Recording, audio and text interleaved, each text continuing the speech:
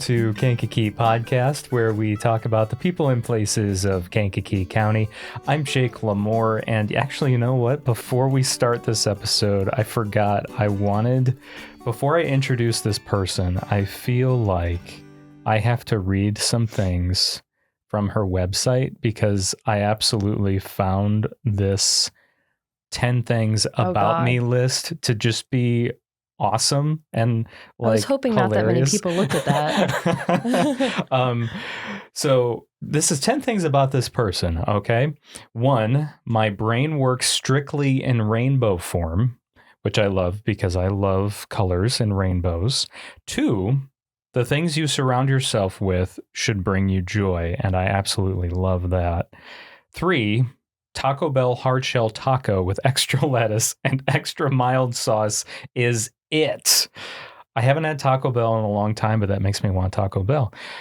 4, life is better when it's weird. I could not agree more with that. Everyone's a little weird in their own way. 5, I wish more people liked green olives. I don't like green olives. I'm sorry. They're delicious. 6, I genuinely think I have the cutest dog on the planet, as should every dog owner. I think every clay person should have Garrity Tools B3 and T1. Yeah. That kind of gives away a little bit of who this person is. And then number 8, I've started making beaded necklaces for fun. I mean, I'm sure that is kind of stems from this person's childhood, maybe a little bit, right? 9, snack wraps should have never been taken away. I'm assuming you're referring to McDonald's. Absolutely. Okay. 10, tomatoes and shrimps. Together? No, they're just cute. Okay. That's it. Oh, okay.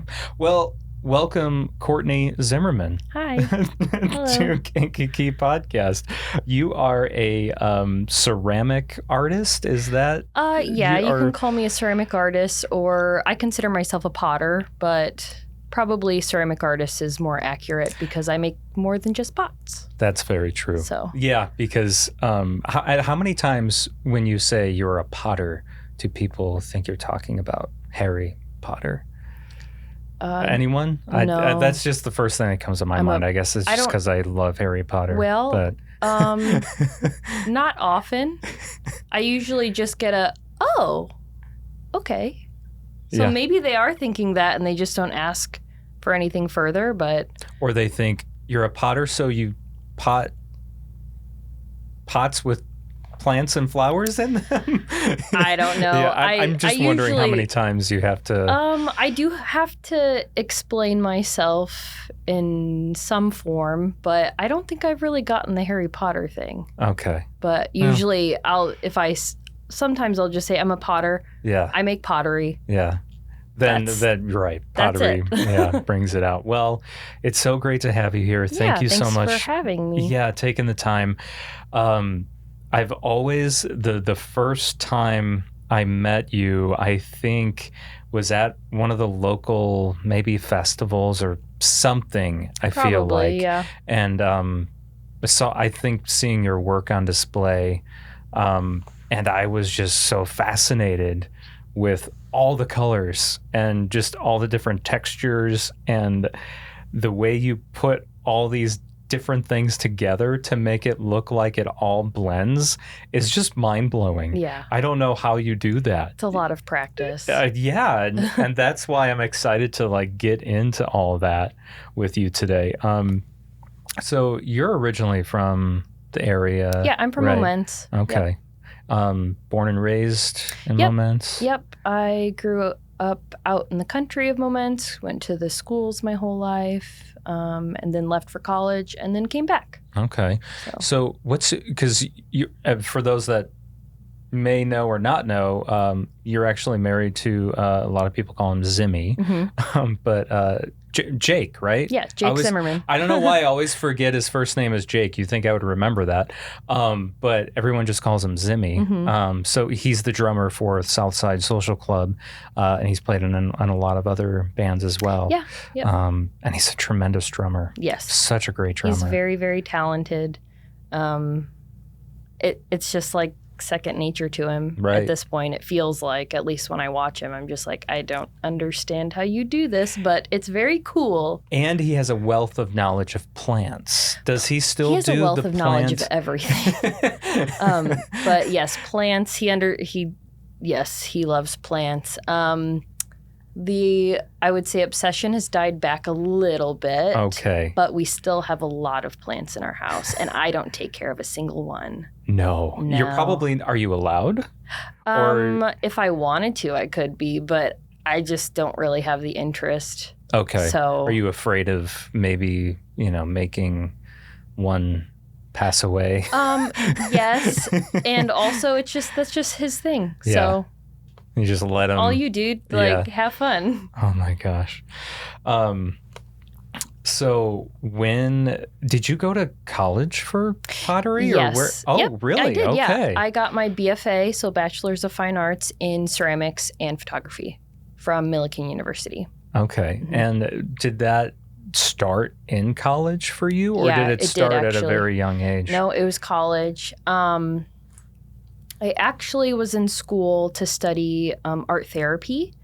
After taking a couple psychology classes, I realized that was not for me. I can appreciate it a lot, but it just not my thing. What about it was just not for you?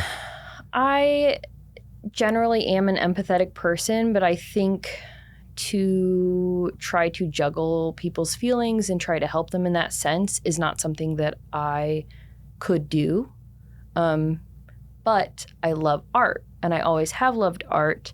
And also when I was in college, I thought that art therapy was something like safe to get into, because how many artists do you know that make a living at art? Starving artists, yes. Yep. So just the idea of actually going to school for art didn't feel like something I could really accomplish and take into my life as an adult.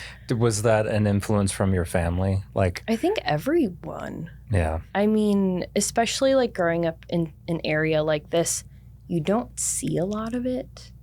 Everybody's a teacher or a doctor or, I don't know, normal jobs, working at any of the companies in this area, and so it just didn't feel like something that I could do until I found pottery and clay and ceramics, and I just fell in love, and I just couldn't stop. It just became a passion, and now I live, breathe, eat clay. Don't eat it. It's not good. Yeah, probably wouldn't be good to eat the clay. Don't eat the clay. Yeah. So, what was that first interaction you had with clay, pottery, ceramics? How did you get introduced to it? Was it a kind of a stumble upon, or was it a part of when you were going for that art therapy? Was it kind of like, here's all the different types of art you can do for therapy? So, I knew of it. As most people do, you do a little bit in high school or something, but I actually had a student aid job in the Millikin gallery that they had on campus, where you just sit. If anyone comes in, you just make sure they don't touch anything. You basically have a couple hours to do homework, essentially, but just a student job. And the ceramics professor at the time, he was the one who would set up all the new shows in the gallery. He was in charge of that. So I was in there one day, just minding my own business, waiting for someone to touch something, to yell at them. I never had to do that. And I just offered to help set up the show because I wasn't doing anything. And so we got to talking. He told me that his current assistant, which was a senior, was going to be graduating, and he was looking for a new studio assistant for the ceramics building, and asked if I would be interested because he thought I had a great work ethic just from that interaction. And I said, I don't know anything about this, but sure. So the next semester, so that would have been January of 2013, I started in the ceramics building learning how to fire kilns, make glaze, make clay, clean up all of the safety precautions that you have to take and everything. But I started to learn all of those things before I learned how to throw on a wheel. So, and that's the wheel is that thing that everyone knows about, where the spinning thing yes. from, what is it, Ghost? Yes. Right? Yes. That pretty much made the spinny clay thing. Although there's another movie, I think of my childhood. It Takes Two. Did you ever see that movie? I don't think so. It's either It Takes Two or oh gosh, I can't remember. But anyway, there's a pottery wheel or whatever you want to call it. Pottery wheel. But anyway, yeah. So, sorry, I totally took us off track. I can't remember where you were going with that.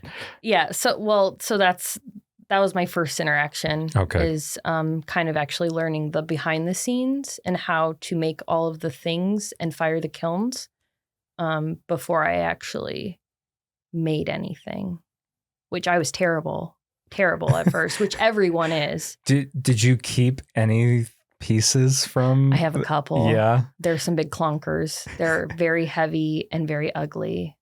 Do you keep them on display in your shop? No. No? No. I would. I would. And the reason I say that is just because, like, I mean, you've come so far. Yeah. And, so like just to look at that, and on the days where you're maybe giving yourself such a hard time about a piece and you're like, oh my gosh, this is terrible. Then you can look up at like some of your first pieces and be like, well, actually, it's not that bad. That's true. Yeah. Maybe I should take one out. Can you describe one of those first pieces? What did it look like? What was it? A really awful bowl. Very, very bad. Probably the base was probably an inch thick, and is that too thick or too thin? That's too thick. You should pick up one of these. You'll. So this is a mug that I'm picking up, right? Oh yeah, this is like not even a quarter of an inch, maybe a quarter, less than an eighth. Yeah, something like that. Yeah. Wow, that feels so cool. Thanks. But getting back to that, what color was that bowl? What was it? Blue. Was it just straight blue, or what was it? No, like I guess if you think of like traditional pottery blue, okay, like a turquoisey matte blue.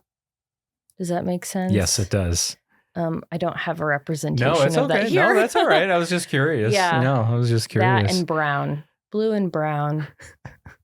Very common pottery colors. Yeah. But it sounds like you were determined, obviously, to very determined. Even though you say it was so bad.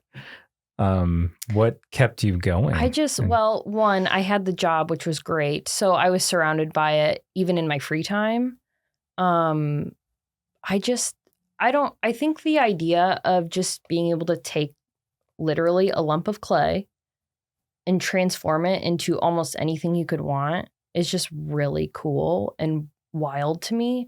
And it takes a ton of technical skill and like just the ability to let things go. And I think that's so beneficial in life. Like my pottery teacher, my ceramics professor, he always said, pots break, people die. So I have a banner of that hanging in my studio because there's so much worse than a broken pot. Yes. And you just let it go because it could be way worse. Yeah. So when you say there's a lot of technical skills, what are some of those skills that you're talking about? Well, if you want to know how to because you make it look so easy. If anyone goes to your Instagram, and by the way, you've got close to 70,000 followers on Instagram. Like, holy cow. Thanks. That's incredible. Yeah. I mean, I'm sure we'll touch on that in a little bit, but yeah, if anyone looks at your Instagram or even your shop website where people can buy stuff or, contact you, what are some of those? Yeah. What are some of those technical skills? Well, the first thing that you kind of have to learn how to do when you're wheel throwing, which is how I create most of my pieces, is by wheel throwing. So throwing pottery on a potter's wheel. I mean, do you physically throw it, or is that just a kind of? Yeah. So you take the lump of clay and you typically throw it down onto the wheel so it sticks to the wheel head. But the first thing you have to do is you have to learn how to center your clay. So typically your clay, I mean, it's not centered when you throw it down. It's in the middle. And but it's not pretty centered. Thick, right? Yeah. Or does it just depend on what you're making? It depends on what you're making. So like a mug, I'm usually using like 1.5 pounds of clay, which it's like about that big. Okay. Or if I'm throwing like a larger vase, like that was like 8 pounds of clay. That would be a lot. So it just depends on what you're throwing. But you have to learn how to center your clay on your wheel. And then you have to learn how to open the clay to create the width of the inside. And then you have to learn how to pull your walls up. So the side of your vessel, your piece, whatever it is. And it takes a lot of time. And that's just the first step. Those are just your first steps. I mean, right. You're just shaping it. You're just shaping it at that point. And when you're going through that, do you go through kind of like what someone who's designing clothes, let's say, they kind of they obviously sketch all that out and they do a bunch of math and all that stuff before they actually start putting fabric together and things like that. Do you do something similar before or is it just like, I'm going to make a vase today. Yeah. I'm going to probably need about 8 pounds of clay. I'm just going to start forming this thing. Yeah. A little bit of both. So occasionally I do go on my iPad, draw things out, plan things out, colors, sketches, whatever. But a lot of the time I have an object in mind and then I just go forward and I just start throwing. I usually have an idea of shape and size and what the piece will become. But a lot of the time it just kind of, I don't know, it just happens. Also, I've made thousands of pots at this point. Yes. So it's almost like second nature to me. Yeah. It's just going with the flow. And I'm guessing this is also another point in time where that learning to let things go comes in, right? Because you might be right in the middle of, making a vase. Mm-hmm. And by that point, you're like, I know exactly what I want this to look like, but then something happens to where that vision, something changes in the clay or, the color or something like that, which would be completely opposite of your plans. And at that point, you're like, you have to let it go, right? If you're going to continue, because you don't want to just waste all that clay. I don't know how expensive that stuff is. Pivot. It is an expensive art form for all the equipment and everything.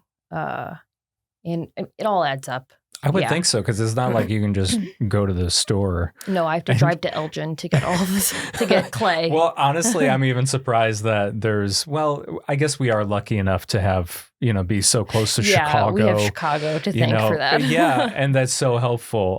But shoot, if we were like in the middle of Oklahoma or something like that. Then I'd probably have to get it freighted or something. Yeah. Yeah. So you kind of have an idea of when you're starting something up, and then from there, you just you're going with the flow on what comes to your mind when you're putting something together? Kind of. Like, for me, usually I'm creating like the form first, and then I do have time to think about it afterwards, unless it is specific to the shape. But yeah, I don't know. It's such a fun thing for me too. And it is a lot of work. I'm not discrediting that, because it's so much work. It's so much work. But yeah, a lot of the time I'm just kind of like going with it. Yeah. I'm curious, are there different types of clay that you use for different? Me personally, I use stoneware clay. It's a Hugo Buff stoneware clay. So it is lighter in color. It's natural color, but it does have a little bit of grog in it, which is almost like sand, to help give it a bit more structure. But then you have something like porcelain, which is incredibly delicate. It's like pure white clay, and is a harder medium to work with than stoneware because it's not as it's like firm, or it's not as firm. Yeah. So Okay. it's almost like throwing with butter, and gosh, it's difficult. People who do it, it's incredible. And it's a lot more fragile than stoneware is. Stoneware is hardier. But there's all different colors you can get. There's you can also use like terracotta, like that's, some people use that, which is like a lower fire clay. Mine is a mid-range to high-range clay. And what I mean by that is it fires to different temperatures. Oh, okay. So mine is in the middle. So I fire to cone 5, which is essentially around like 2,200 degrees, something like that. Oh my gosh, that's so hot. But then your lower temperature clays, which would be to like an 06 or something, that would be more around like 1,800, 1,850. And then you have like cone 10, cone 11. You usually don't go to 11, but cone 10, which is more like, I think around 2,500 or something, but I'm probably wrong. But yeah. So does it get really hot in your shop then? Or it can, yeah. I have to have some sort of ventilation when the kiln's running. But it gets warm. It's a very insulated thing. But the kiln itself. The kiln is very insulated. To be if it's going to be efficient. It's got like right? 2.5, 3-inch fire brick all surrounding the inside and then wrapped in aluminum. But yeah, it gets warm. I'm sure. It's warm. Yeah, I'm sure it does. So I guess to try and maybe walk through the rest of the process when you're creating something, maybe just to stick with the pot or the vase. When you're working with that, you're starting with something that has no color usually, Correct. right? And then how does, all the color get added on or painted on or designed? Like how does, for example, this is a pot right in front of us. It's got, I don't know what, it's maybe a foot tall, not quite. Probably about like 9-10 inches. Okay. Yeah. And then you've got these like dots or around it that are maybe an inch in diameter or something like that. But they're 3D. They're sticking up out of the vase. So how did you just have to put, you got your vase all smooth and then you put that in the kiln and then you maybe add the dots on later? Okay. So the dots were a choice I made before it got fired the first time. Okay. So I had to apply those. So those were all, I rolled out a slab, I cut out the dots, and then I had to score and slip those onto my pot while it was still wet. Okay. Or leather hard. And is for the term. those that are watching the video version, you can go ahead and pick that up and show it and to the people that might be watching. There's little like stars. They're little like flowers. Little gold flowers, which is a third firing. Oh my gosh. How many times was this thing fired? 3 times. 3 times. Yes. Okay. So a lot of pieces are usually only twice, but if there's any like gold, which this is real gold luster, it's a liquid gold that you apply, then you have to fire it a 3rd time because it's a lower temperature than anything else. So when it comes, obviously there's what, 3, 4, no, there's what, 4 different colors on that thing? 6 different colors. Yes. So is that, obviously you just described what kind of paint the gold is, but is that like the final thing? You paint it and then it gets fired again? Or so the way it works is after you've formed your pot, trimmed it, added whatever 3-dimensional embellishments you wanted to, you don't have to, obviously. Then you're going to let it dry to bone dry because you don't want any moisture trapped in the walls of your clay because then if you fire it too quickly, water expands and then can blow up your piece in the kiln. So does it literally blow up? Yeah. And is it a big, loud noise? You just see shards everywhere. Ooh. Not like a super loud noise, but you'll see like shards all over the place. And there's usually like a hole in your pot or something. But then that's what we call a bisque fire. So that's your first firing is a bisque fire. And that goes to cone 06, and which 1850 degrees. Okay. Then you take that out, and then you're going to glaze it.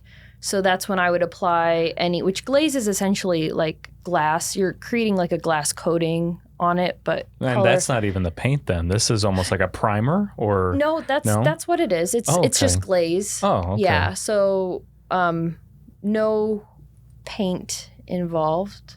You can paint on glaze, but with ceramics you use glaze. Okay. Yeah. And that's why it's so smooth, correct? Smooth, shiny, because it's essentially like adding like this glass coating onto your clay body. So there's 6 glazes on the outside, and then and an underglaze. This black is an underglaze, and then the inside has another color as well. But so then you apply all of your glaze, then you fire it for your glaze firing, and that goes to cone 5. And then after that's cooled, take that out, and then you usually have your finished piece, unless you're like me and make work harder for yourself. So this vase we're talking about, this pot, how long did that take you? How long does that take? That's not a day project, right? Oh, no. This is. Oh, no. We're talking multiple days, we're talking right? Weeks. We're weeks, yeah. Really? Well, here's the other thing. I work in batches, so I'm not working on one thing specific at a time. Of course. For efficiency's that would be sake, counterintuitive. That would be silly. No, that wouldn't. Unless help. I was working on some giant sculpture or whatever. Sure. But yeah, so I mean, the entire the amount of time that I'm actually touching the piece, working on it, it's essentially like something this large and this size is several hours, not including the firings and stuff. So you must be a very depends. patient person. For the most part. Because this type of work, I would think, just requires so much patience and yeah, you have to know when it's time to fire, when it's not. I mean, all of it takes a lot of time, so it's just kind of scheduling out like any job, really. Yeah, because a lot of times you are coming up with going back to what you said about batches, you're kind of coming up with your own designs. You're like, you know what? I'm going to put together a mug collection for spring or some, and then you make that collection and throw it up on your website, and then that's exactly what I do. And then, but sometimes do you get people that come to you and they're like, hey, I want a specific thing, and then you make it? Does that come up? So I am fortunate enough that I am able to pick and choose what type of commissions I want to take on. Typically I don't take a ton because I am setting a lot of my time aside to make a round of work for my website to sell. But I do take commissions on occasionally, usually friends I have a hard time saying no to. And then I have some really good customers that'll come to me with their ideas or whatever. One thing that I actually do take, I actually don't ever say no to, is when people want urns, which is something I never thought that I would really make a ton of. I don't make a ton, but I do make quite a few throughout the year. That didn't even occur to me until just now.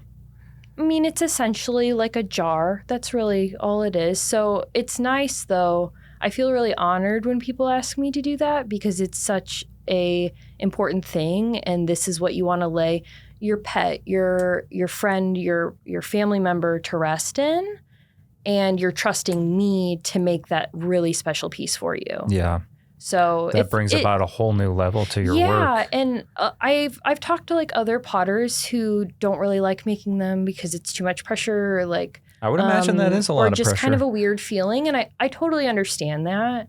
But I really find that I enjoy it just because of the trust that's given to me. And well, that's where your empathy comes in that you Yeah, mentioned it earlier. does. Yeah. That's the empath. yeah. Yeah. How many urns have you made? Quite a few then? Yeah.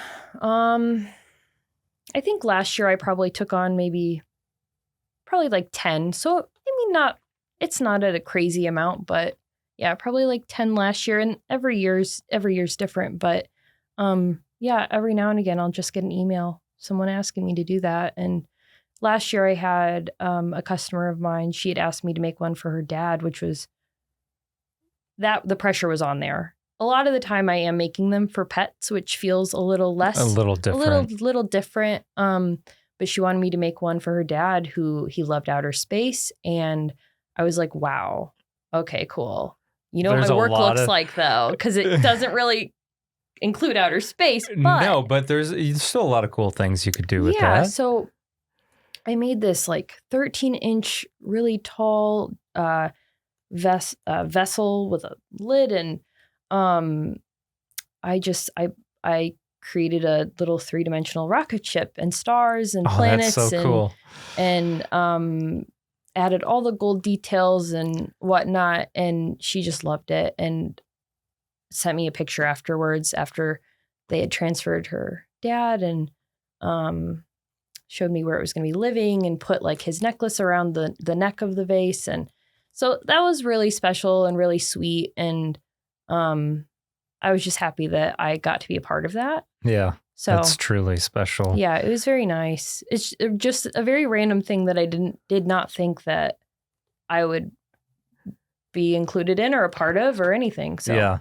Well, and I want to mention too that people can actually they can see your work on display, or maybe they haven't realized they've seen your work on display when they've gone for a drink at Stafari or to Knack Brewing. Yeah. You have things there. Actually, the what is it? The ceiling at Knack, the pendant lights, the pendant over lights. the bar. Yeah, those are also yours. Yeah. You designed them, and I just think that's so cool. Thanks. That you can go in there and see your work, and people can enjoy that.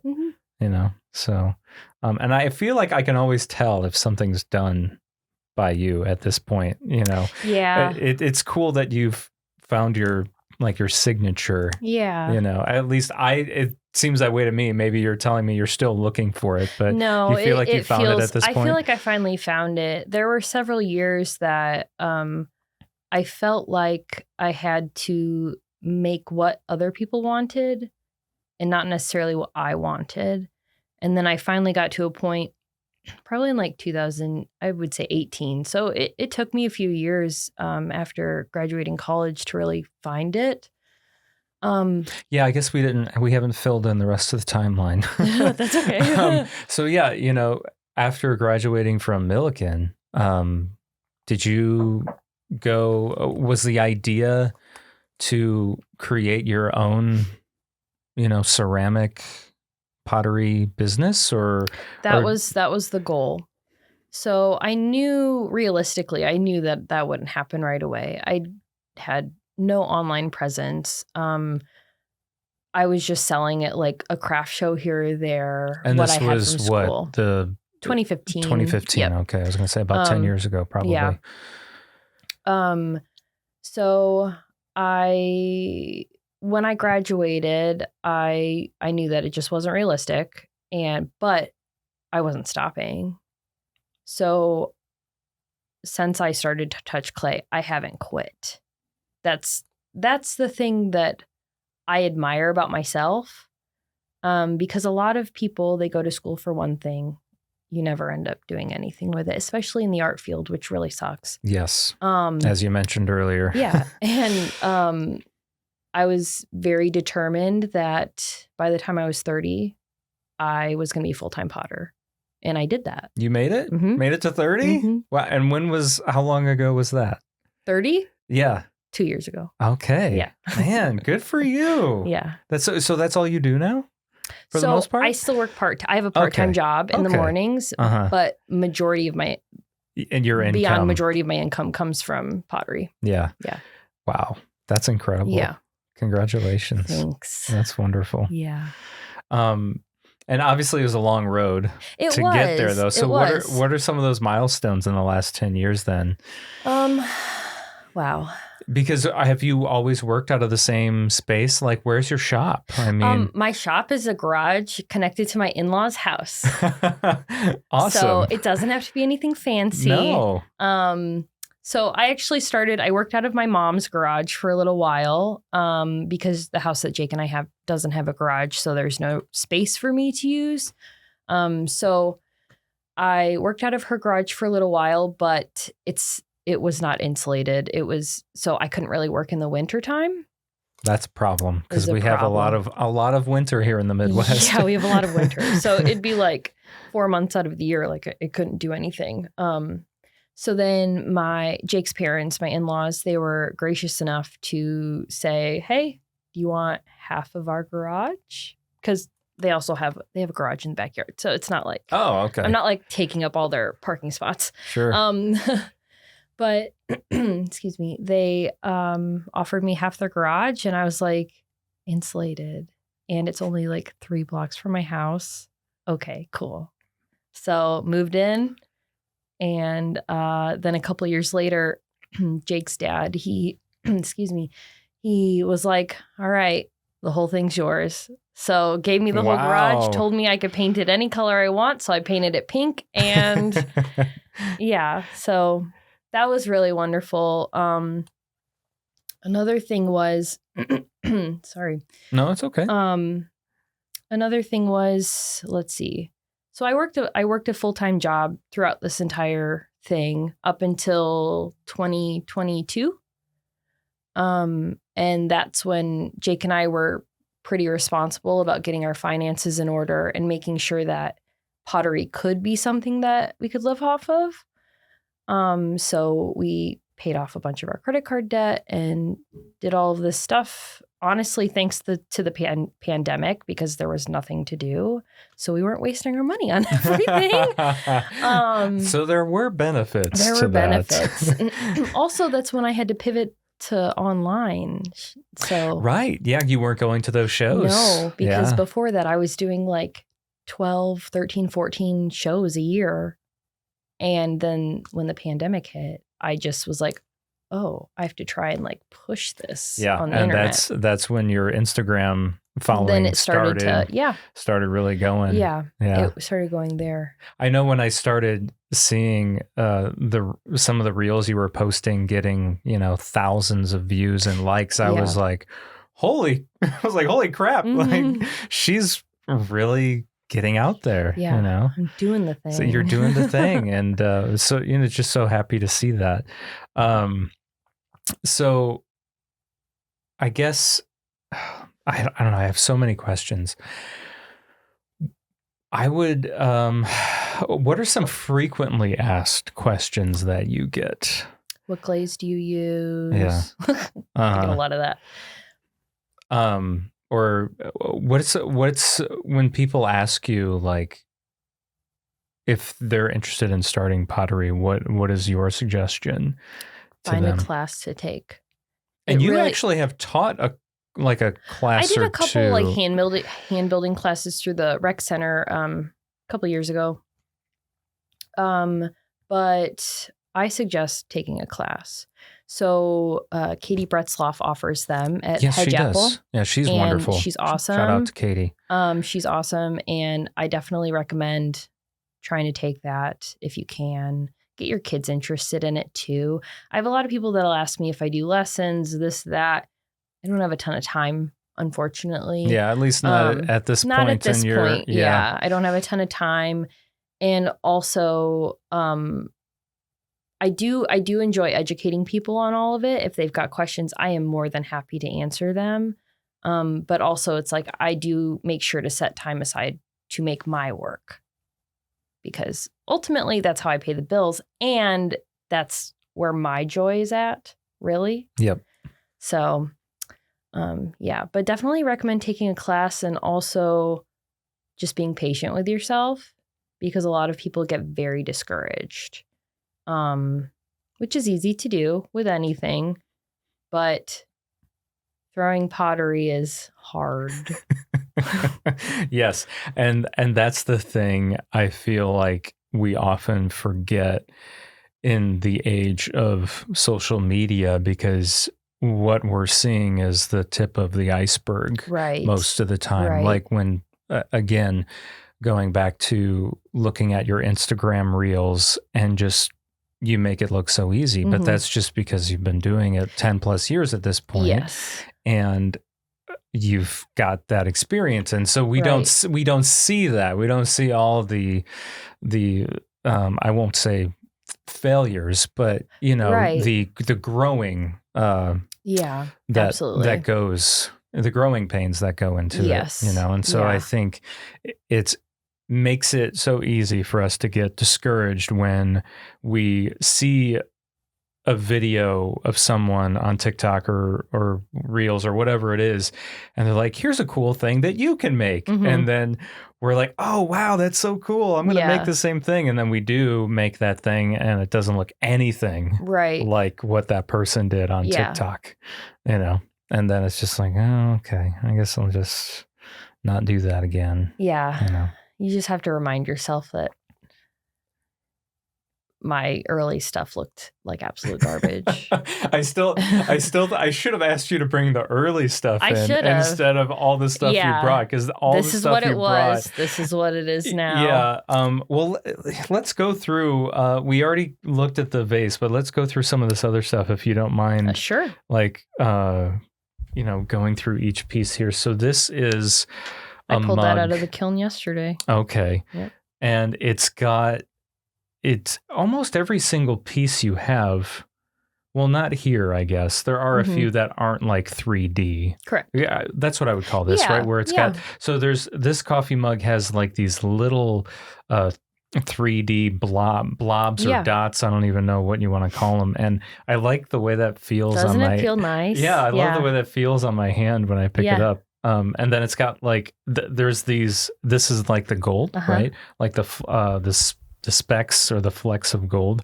It almost looks like you just kind of like splashed it on there. No, was it paint? I painted every little guy on there. And then that's smooth, that gold. But then what, like the base of it, this is just like, this is what actually the clay would feel like, right, on its own. It doesn't have that glaze on it. Right. So it has an underglaze on it. So I actually just learned how to use like an airbrush. Okay. So I've been spraying underglaze on some pieces. But the actual the inside of this is all glaze, and it's how do you do the specs on the inside? Yeah, the glaze comes like that. Oh, really? Yes. Oh, it's nice. That's it. It reminds me of like, and this is I'm not comparing your work to like a garage floor, but that's like when they do the epoxy. The epoxy. Yeah, that's what it reminds me of. Kind of terrazzo pieces, sort of. Yeah, but and that's got obviously that's smooth on the inside as well. And then is this your symbol? My stamp. Yep. This is your stamp. So it's a C, a Z, and then a little bowl underneath. Okay, and Michael Costanza designed that for me, so that was cool. Nice. Shout out to Michael Costanza. Awesome. Yeah, this is so cool. And then when you're making batches, how many does that look like? If I'm throwing like mugs, I'll try to throw maybe like between 20 and 40 at a time. Okay. They sell very quickly. Yeah. Right. They do. It's great. It's a good problem to have. Yeah, typically between 20 and 40, like this batch that I have for spring, will be around, I think like 35, I think I have for this one. But it just depends. Like during the holidays, I'll make 100. Yeah, because people are buying. And then everything else. Yes. So that's just 100 mugs. Yeah. So Yeah. it just depends. And then there's just this little tiny, is this considered a mug or what do you call this little tiny? So I made those for Christmas. I did a little pop-up at NAC for Small Business Saturday. And I made those and then I had string with them so you could hang them on your tree if you wanted or just use them as little decoration or put a tiny plant in it or you could put like the tiniest amount of espresso in there if I was going to say this is so if you're not watching the video version of this thing is even smaller than like an espresso shot. And it's just got a little handle and it could go along with someone's like little play tea set. I had a few people buy them for their kids or grandkids just cute. to like have fun with that. That's very cute. Yeah. And then this mug here is very similar to the one we just looked at earlier, but it just has different colors. It has silver and it's a little small, tad smaller, but not much. I really like the colors on this one, especially the inside. Thanks. Really like the inside on that one. And then I'm curious of what this is. So what is this? I brought that along for a little shout out for myself. Oh, okay. I mean, this probably will air afterwards. Okay, that's fine, but still. So I've been working on this 100 flower wall project. And on May 10th, I will be doing a little installation at NAC Brewing and displaying 100 of these flowers that I've made in all different colors. Wow. Is that going on one of their walls? The white wall that's up near the windows. It's going to go up there and I'll be selling them, but then also just like, I love an installation. I love something that feels impactful. And seeing 100 of these in rainbow order across the wall is going to be really, really beautiful.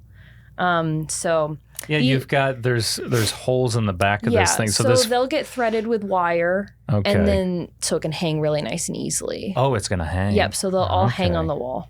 Oh wow. Yeah, this is pretty. Yeah, thanks. That's my little disco ball one. Okay. It's got. What are those? Are they considered rhinestones? They're mirrors. Right. Duh.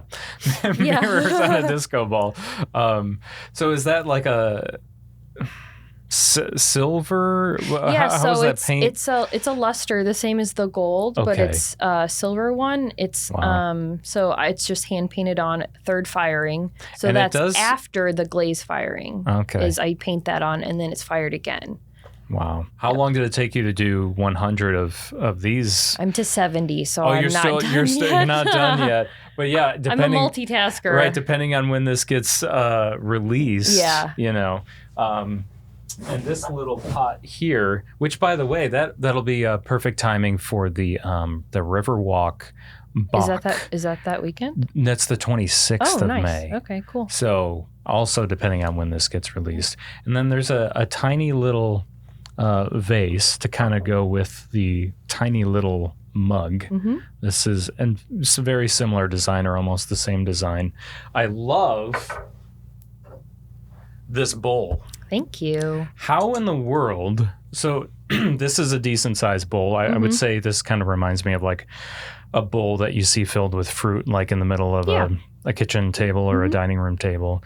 And the inside of this bowl it's like a circle of wheel or a circle of colors. Yep, I call it a color wheel bowl. It's a color wheel bowl. This thing is awesome. Thanks. You've got a plethora of colors and they're not all solid either. Some have that fleck in them. How do you paint something like this? I use a lot of tape. Okay, so just like you're painting a wall then, right? Kind of. Or is it? It's a little more technical, I think, than that. But I would to me, this must be even more because the lines on this are pretty perfect. Yeah. I would think this has got to be more tedious than some of these other pieces. Yes, it's very tedious. So I am taping. I sketch out the lines ahead of time. Okay. I have some little guides to help me with that, make things more efficient and go by quicker. But I am taping out then the first triangle. I glaze that, take off the tape, and then so on and so forth. I'll have to cover the line over. I'll have to overlap that other color in the tape and get it just as close as I possibly can, and then tape the next one. That's a lot of thought. That's a lot of thought in this. I would so mess this up. Yeah. But yeah, this is beautiful. Now, we haven't even talked about what does something like this go for as far as price? Like, what do you charge for this? I usually sell those depending on the size of it, between $120 and $200. Okay. And, you know, someone listening to this may think, holy cow, that's a lot of money. Feel that way. Right. But this is very unique. Yes. It's high quality. It's handmade. Yes. This is not a mass production. Correct. So it makes sense. Is something like this, do you recommend any of this stuff? It doesn't go in the dishwasher, does it? My mom puts all of hers in the dishwasher, Does she but really? I tell people to hand wash them. Yeah, personally. I would too. I hand wash everything. Yeah. All your dishes at home, did you make them all? Or no? No. Oh, okay. I was just We curious. got a few things from Target. Like, it's all of our bowls that we use are mostly made by me, as well as all of my mug collection is massive, but it's well, how could it not be? Most of it's from other people, though. Like, oh, sure. I'm sure collect there's from other potters and other ceramic artists, and hopefully they collect from you too, right? Yeah. You know, so. And then we got to look at this mug, of course, because you've got some pop culture references here. Yes. So this is similar to where it's got these elevated dots. Mm-hmm. So it's 3D on the very bottom of this mug here, and this one has a handle. And what I like about this is that the colors of this mug it's just very almost like black and white kind of, but then the handle, it's like just throws out all of that color, so that's really cool. Thanks. And then it's got I know, and then it says nice ass. Yeah, so it goes nice side. ass. Yeah, I know. Nice, oh, okay. Yeah, so nice if ass, anybody yes, I know. listening is a Broad City fan, I hope that you understand that reference. Understand the reference. I can tell you the entire scene if you really want me to, but I don't have to do that. But I'm assuming it has to be one of the most well-known, like, staples from the show, right? It is. I'd say it's a well-known staple. I don't know if it's the most, because that's where your Yas Queen comes from. Okay. You know, I've there's definitely other heard things. that. I've definitely heard that Yas one. Queen. So that's from Broad City. Okay. Yes. Gotcha. Yeah. But very cool. Over the years, I see, that's the whole thing, is that yes, I love rainbows, obviously, and I love color, but I like throwing some humor in there as well. So because most things you make, do they have words on them? Mm-mm. Yeah, most stuff I make is just usually designs. Yeah. But I do occasionally, I'll find something that I think is funny, or I'm like, oh, I have to do this. I did a whole line of ope mugs, like, oh, let me squeeze right past you. And that's very Midwest. Yes, very Midwest. I did a huge collection of those. I did a pre-order of those, I want to say 2 years ago, last year, something like that. And just with 3-dimensional letters. So not even like this, they came off of the piece, sort of like the dots on the vase. Oh, wow. Very cool. And then they were covered, similar glazing to that though, same glazing, but then the letters I painted gold with the gold luster. And I did a whole collection of those. I did some that said cute butt. People liked those a lot. I did that for Valentine's Day. When the Barbie movie came out, I did a bunch of little phrases from the Barbie movie, things like that. I've done a whole other collection of phrases from Broad City because I love it. So it totally just depends. I mean, just things I think that are funny. I did, in January, I made some mugs that said, "Could you please pass the ranch?" And then I glazed ranch bottles on it. That's awesome. It was very popular. I'm sure it was. And people love ranch. It was very popular. I believe it. But it's just silly and stupid, and I just spun with the way you design and the way you color things. Yes, it makes it very unique. Yes. You know, and very cute. So it's like It's like, oh, this is funny and really cute. all in one all package. In one, yeah. That's a killer combo. Yes, I'd say so. A very killer combo. Yeah. So when when we've talked about when you're, firing up and putting things in the kiln, that's that big, like round looking thing that if people go to your Instagram, they see you open up that's the kiln. That's the kiln. And when you're putting things in there, like, at 2200 degrees and all of those different stages, how long is it cooking, so to speak? So typically around 8 hours, usually between 8 and 10. I never would have guessed it would be like almost a whole day. Like, that's insane. I would think at that temperature, it would be like, maybe a few hours or something like that. Because that is hot. Because you want you want it to build gradually and slowly. That's the whole thing, is like, you can't just like have it go instantly up, because that will ruin your piece. Does it spin in there? It's not like a microwave where it's... No, it is surrounded, though. The interior of your kiln is completely surrounded with your elements, which is what's heating up your kiln. So you've got 360 heat coming in from all sides. That makes sense. Yeah. That makes sense. And then everything's stacked with shelves and stuff. So, yeah. And it looks like a decent size. Of course, it probably depends on what you're working on what you got. Right. They come in all sizes. Yeah. And if you're doing a bunch of these, 10-inch pots, then you're not going to be able to fit as many in there as you would like the some of the smaller mugs. Could fit a lot. I could probably fit like 90 mugs in my big kiln, but then I'd only be able to fit, I don't know, 20, pots or something. Do you just have the one kiln then? I have two. Okay. Yep. Wow. I have two kilns. You've definitely They're different sizes. One's a little smaller, which is nice for if I don't have as much work or want to do some experimenting and feel less bad about the energy use. So is that gas then? Like natural gas? I have what is it? Electric kilns. Oh, interesting. But gas kilns are a thing. I would think so. Yes. I've always, I would just assume it used gas just for efficiency. Yep, just depends. So I have 2 electric Scott kilns. Scott is the brand. And which means that I do something called an oxidation firing, which means that the amount of oxygen is flowing throughout. I can't control that.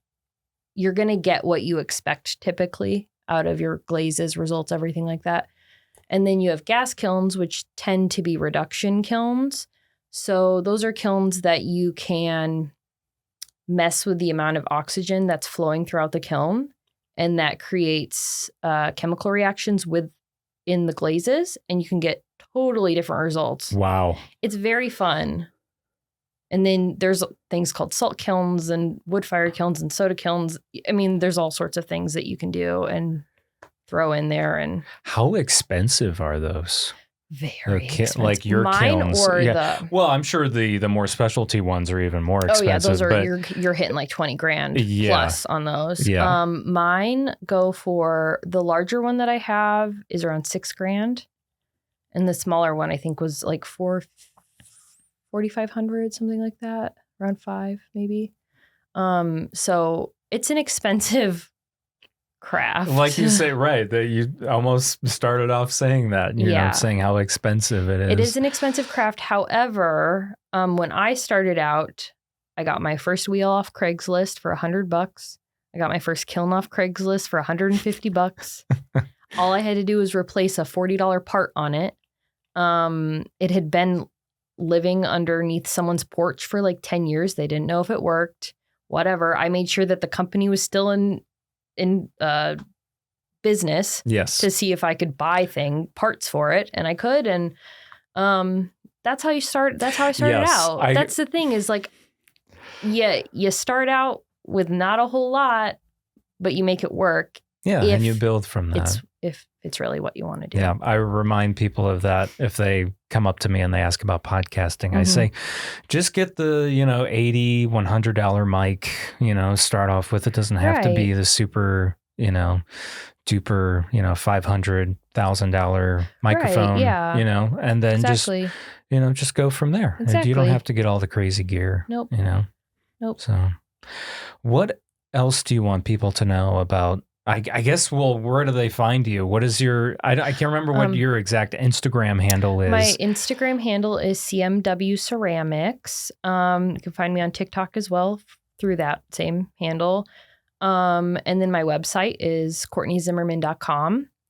You can find me there.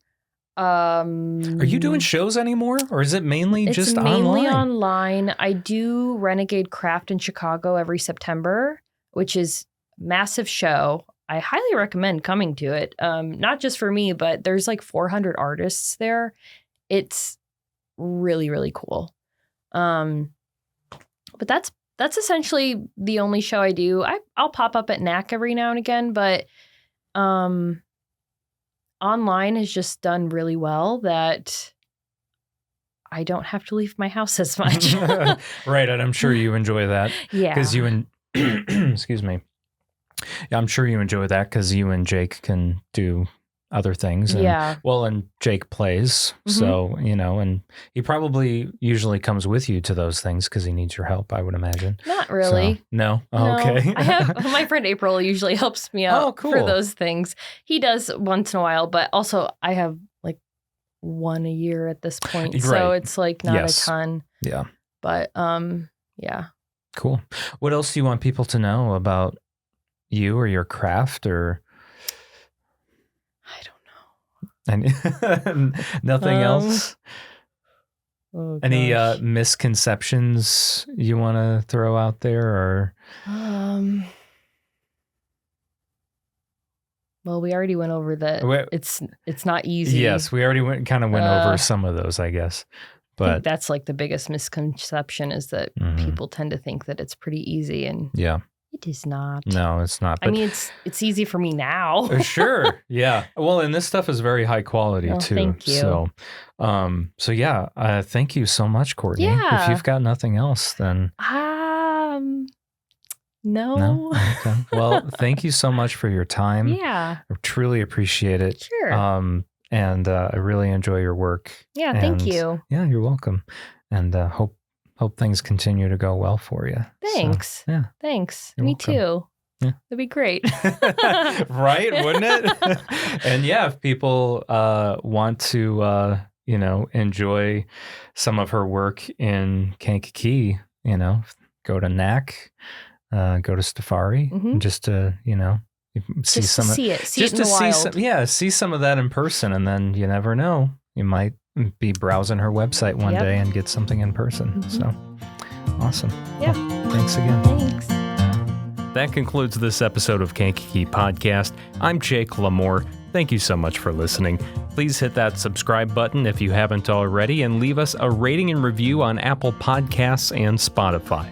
Follow us on Facebook, Instagram, and LinkedIn at Kankakee Podcast. Shout out to Stephanie Vanderweide for supporting the show each month through Patreon. If you want your name announced on a future episode, you can sign up at patreon.com/Kankakee Podcast.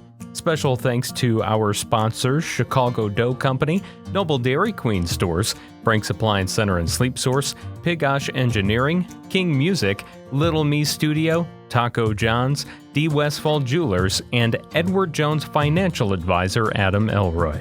Kankakee Podcast is produced by the fine team at Pathfinder, a full-service marketing agency in downtown Kankakee. Learn more at yourpathfinder.io. Our theme song is by Lupe Carroll.